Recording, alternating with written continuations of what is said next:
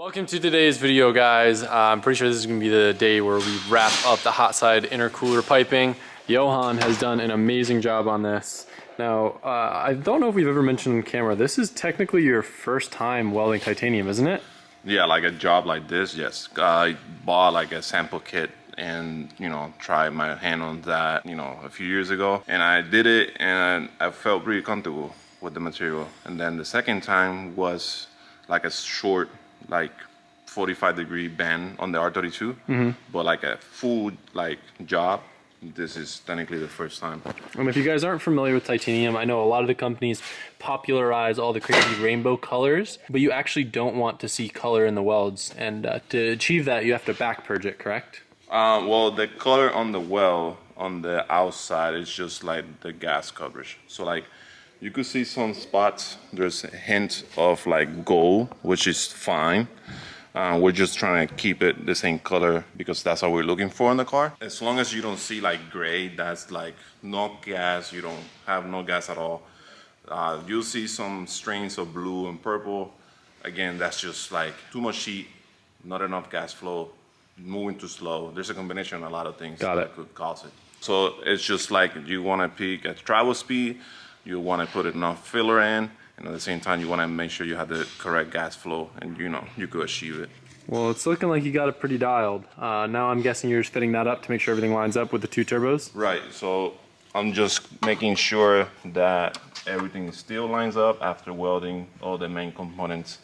On this end, I'll just squeeze this pipe to meet it together. Titanium does like to bow out slightly, so this is just like the next process in order to merge these two together. I didn't work with a lot of stainless warps as well, so this is one step that I learned from that to make sure that this lines up correctly, because all this hard work will be a waste if I went ahead and welded everything shut and then I go to put it on and your back turbo does not line up with the front turbo pipe. Yeah. And that will suck. I wanted to take a quick break and shout out one of my sponsors, ShipStation. The holiday season's here and online shopping is dominating. When you're selling online, getting a massive amount of orders out quickly can be challenging. You got to figure out which carriers have the best rates, which are you going to use, and how quick are your orders going to get there. And that's where ShipStation comes into play, because it's the fastest, easiest, and most affordable way to ship and manage your orders. In just a few clicks, you could be printing out your highly discounted labels and getting your orders out to your customers ASAP. Doesn't matter if you've got orders from Amazon, Etsy, Shopify, your own site. It brings all of the orders into one location on one interface to keep things simple. And they work with all the major carriers, and you're able to leverage their Fortune 500 discounts, so you get access to the same discounts as you reserved for huge companies, and you can know that you're getting the best deal. As of right now, you can try ShipStation for free for 60 days just by going to their site and using my code ADAMLZ. Make sure you're ready to meet the demands of this massive online shopping season by going to ShipStation's homepage, clicking the microphone on top, and just type in an ADAMLZ. Take advantage of the discount. I'll put a link in the description. I'm appreciative of them sponsoring this video, and now you guys can go make ship happen. And while we're on that topic, I wanted to give you guys a quick update of our operations at LZMFG. We are still running a bit behind. We've been trying to do our best to keep you guys updated via email, but I understand some of you guys don't check your email. So we did get the ball dropped on us massively by that skateboard supplier. We went with the same person that Tommy uses and a lot of other really big skate brands, and I guess they just way overestimated their ability to hold up to the demands during COVID, and we're still waiting on those first decks. We had some issues with other suppliers getting t-shirts and sweatshirts to us in time, but it's all pretty much handled now, and the guys are churning out so many orders and shipping out so much stuff every day that if you haven't seen your order go out, there's a good chance you'll be seeing it going out this week, or just check your inbox and the guys should let you know if there's anything else going on. But I'm super proud of the guys. I'm bummed that we haven't been able to get everything out super fast like I'd want, but we're doing our best, and I hope you guys can understand. So now I have the longer pipe hooked up to the merge and then to the back turbo. I am going to make a small jig to hold the flanges in position. Everything stack welded and came off the car, nothing moved, so that's good. So I'm just gonna make a small jig to hold the flanges in place so that they don't warp while I'm welding that pipe in, because I have a small gap on the back. I don't want any, where you have gaps, that's where the metal tends to gravitate to as you're welding it. So I don't want that to happen. So I'd rather, make sure that I have enough argon on the back end, on the back perch, and then fill that small gap in rather than welding it and then hoping that it fits. Gotcha. So, yeah.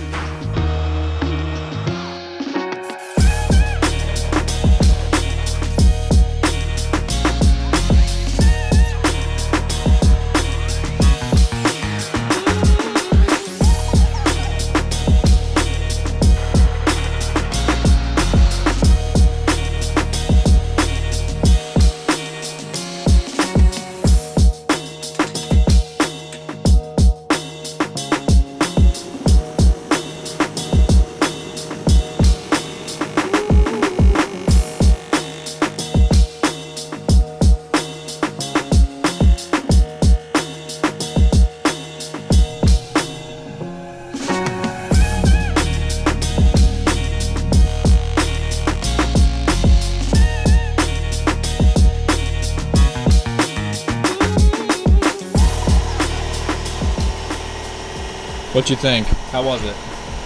A pain in the ass. Yeah. Yeah.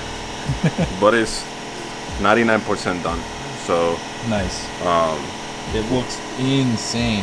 I finally got all this welded up. It's all together. Sadly, we don't have the valve covers, so like you can see it with the valve covers, everything like somewhat together. Yeah. And then like it'll make it pop more. But yeah, it's pretty much all done. Now all I gotta do is make a decision down here, either cut this pipe with a more angle, or just like see what I have to play with. This is a cardboard that I'm gonna take off. That's the template. That plate is gonna be out of titanium. The plan is to weld that pipe that goes out of there to that titanium, so that it's that one piece, like if it will be OEM. Yeah. Yeah, I mentioned that before. So, but for now, this is how it's gonna be. I could mock up. I want to get a rough idea if that's how it's gonna be, or I have to cut it higher. I don't want to cut any higher because I don't have a sauce expander. Gotcha. And it will make it harder to fit the diameter of the flange, and that's just gonna be a nightmare. I've never worked with that size or done something like this in the aspect where I have to expand titanium that much. It's not that much, it's just a little bit. So like you see a little 1/4 inch gap in one that end, and on the other end it's the same. I want to see what I could do for that. But yeah, that's all done. The rest of the flanges are gonna show up soon, I hope. The tracking is showing this like on the way. So now I have flanges for the inlets, for the turbo inlets. So then that's gonna be nice because those are individual. I'm not gonna be tying them together, which is a lot easier, a lot better. I could play with designs. I could, bring it down here to leave this area clean, or I could just bring it up and down like sort of OEM style. Right. And then it will kind of fill in this spot here, which is nice because there's a lot, and this is pretty much gonna be empty. Yeah. So that will fill in that spot there. Then the other one will come up, most likely come from down here because there's space there. Then all of this pretty much will be filled in with the filters. So 2 Grady filters. My idea was to start like on the exhaust to get a hang of titanium a little better. In the beginning, from the first time I welded it, I felt really comfortable. So like when Adam asked me, I was like, yeah, I don't got no problem with it. I'm kind of glad I started with this because this kind of, it pushes you to do your best. And yeah, it's rad, man. Yeah, pretty stoked. So. Sheesh. Yeah. So good. So I finally got around to getting an appointment and going to see someone about my back. If you guys are familiar, I've had back pain probably for like the past 3 months. Happened the same day that I was lifting that head, but it was like this weird pain that just happened when I was bending over to plug something in later that day. Went to the chiropractor, and I just want to like kind of preface with this because I've always been like kind of skeptical over chiropractors and any sort of physical therapy, just because I got screwed out of probably like a year of my life when it came to riding by doctors that didn't know what they were saying. On my foot injury, like one doctor said it was a sprain, and like then put me in like an air cast, and like I couldn't ride my bike for months. So when I first moved down to UCF in Orlando, I was in an air cast and I couldn't really do much.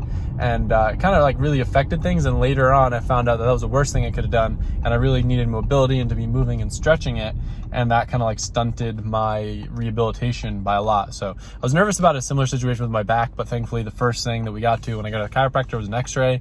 And as expected, I was like a little bit out of alignment. I know my hips are usually like one's a little higher, one's a little lower, maybe from sitting in seats and stuff. And excuse me if there's too much detail, but in case you have a similar pain or injury, I figured I would kind of share you my knowledge that I've gained today.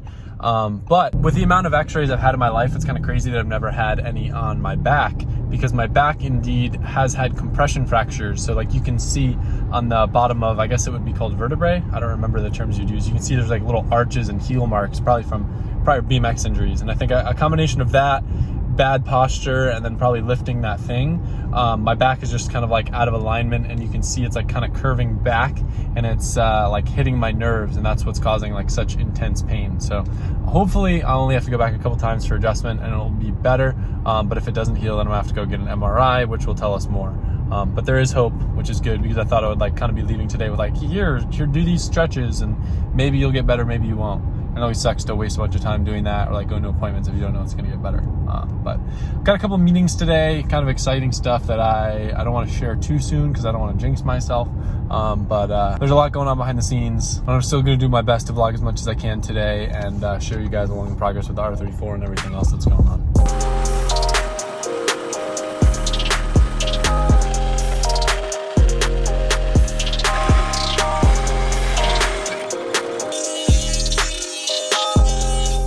All right, it's the next day. What are we doing? So now I wrap this up so I don't mess it up when I'm doing this any work with this. What I did is I somewhat marked it, then cut it in bandsaw, and then I ran out the bell sander to make this as flat as I can. So I cut it in a steeper angle so that this pipe aims better towards down here. Right. So now I'm gonna put it on. I have this plate of titanium that kind of goes under the chassis. Then this will be where the pipe gets welded to. The HD clamp will be on this end, and then on the bottom there will be another pipe welded to the same plate with a bead on the titanium, so that then that rest of the pipe down there could be aluminum. Gotcha. And that's cool. So yeah, right now this needs to be cut out, drilled out for the spots. I have some ideas for this right now. I'm just gonna make the things that I need to get done, but for now I just want to get this mucked up so that we could get the hot side finalized.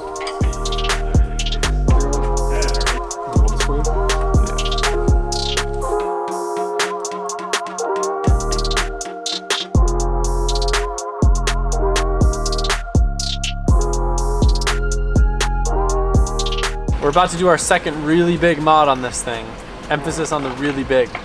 But you guys told me in the comments, and Johan thought yesterday that there'd be some sort of special mode, and luckily I didn't do any damage. But I guess if you start this thing with it in the air, the bags will like do some weird stuff and you could really damage them, and it's an expensive repair.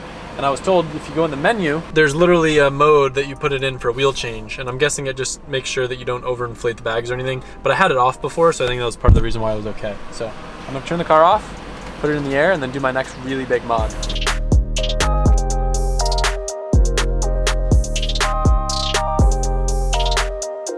When you're an Audi owner, you need plastic tongs to take off your lug nuts.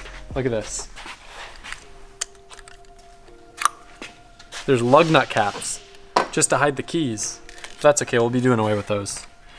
But hey guys, make sure you like the video if you also hate lug keys. I feel like 9 times out of 10, they cause more issues by you not being able to take your wheels off when you're in a pinch than by someone actually stealing wheels. Yep. Am I right or am I right? Yep. I feel like all of us have had issues where we're like stuck because we don't have the freaking lug key. So we're gonna do away with those. Lug key, I messed it up. Oh, he admitted it finally. No, that was Finally. the key. That was a key. 2 years later. That was a key, not the lug nut. It wasn't even a key. What? It wasn't even a key. What do you mean? The Supra lug nut? When we first, no, not that. That was before. This is Yeah, before. no. Shulman record. destroyed a key. I can just. He put the impact on 7 and then goes without like putting pressure to hold it on. There's like, and it's like so tiny that like. On 7? How you find that setting? Dude, I don't even know because it had a little thing like this, and Shulman just gave it all the torque. I had to go to Toyota when the Supra first came out, and they're like, "What's a Supra?" And I didn't even know what it was. Literally today, I go to my appointment, do my back checked out. Next thing you know, I'm gonna be lifting 22-inch wheels.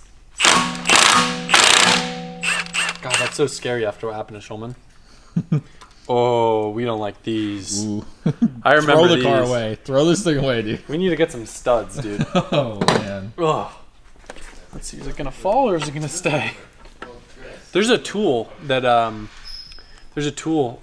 for the Porsches. There's like a thing that you thread in, so when you're doing this, the wheel just doesn't fall. It's Yeah. like a stud that you put in just for wheel removal. Actually, I think it came with one. Really? Yeah. Is that what this is? Oh, Yeah. Yeah. look So at you that. put that in. Look at that. That's pretty neat, isn't it? So you thread that in. It's like I've worked on Audis my whole life. And that little plastic thing will keep this wheel from falling on the ground. What doesn't make sense to me is why wouldn't they just stud their wheels? Stud the... I mean, if you think about it, it's cool from a spacer perspective, right? Because then yeah. installing extended studs, you just get extended. Oh, It's I easier just that gave way. away what we're doing. Man, Uh-oh. it was going to be so suspenseful. So it usually stays on because it'll kind of like chill on the hub bore, but when Yeah. you crack it loose, it gets real sketchy, like on the Porsche. Yeah. Dude, those things are so heavy. Oh, this isn't that bad, actually. It's much lighter than I would have expected. Wow, look at that. You can see my bag. Look at that. Damn, dude, that's so cool. Look at this. Big friggin' accordion in there. I know. All right, now we get to open what's in the special box. So we are going to be installing some 15 millimeter Spurverbreiterungen. I thought these were for a car, but das for work. So the first step's going to be Spurverbreiterungen mit Abteilgutachten aus Hochschwasser Leichtmetalllegerung Harte Loch. Let's do it. If you're ever doing slip-on spacers or like spacers of style, make sure the hub bore matches the wheel. Otherwise, you're gonna get some crazy vibrations. So we'll give it a quick check. Boom. Gucci. No, Supreme. Don't tell my chiropractor. Oh, wow. You lifted that completely with your back. Dude, shut up. Wow, this does make putting it on a lot easier. Just think about how hard it would traditionally be, you know? Yeah. Helps line it up, too. Mm-hmm. Very nice, very nice. Then we got these as well. Yeah, I wonder if the caps will work on these. Probably not, huh? Yeah, they should. Do we want the caps, though? Yeah, look at that. That's cool. Yeah. And then you don't have to worry about the bolts looking gross. We should put these on drift cars. That'd actually be annoying, wouldn't it? Man. That little alignment tool's neat, huh?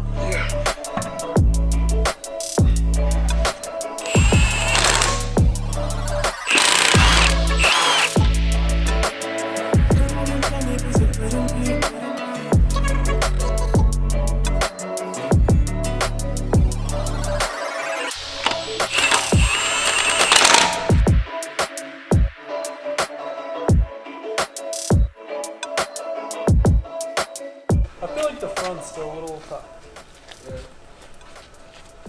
I think the rear's gonna be perfect. Dang. The front is full. That's 5 mil.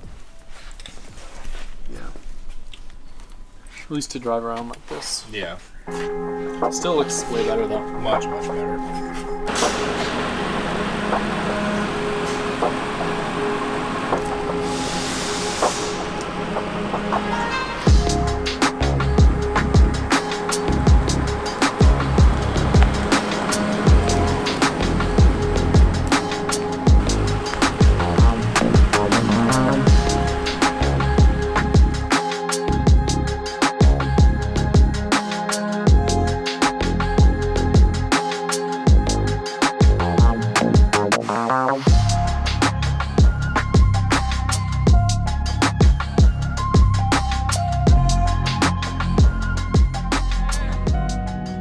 So we are going to be installing some 15 millimeter Spurverbreiterungen. I thought these were for a car, but that's for work.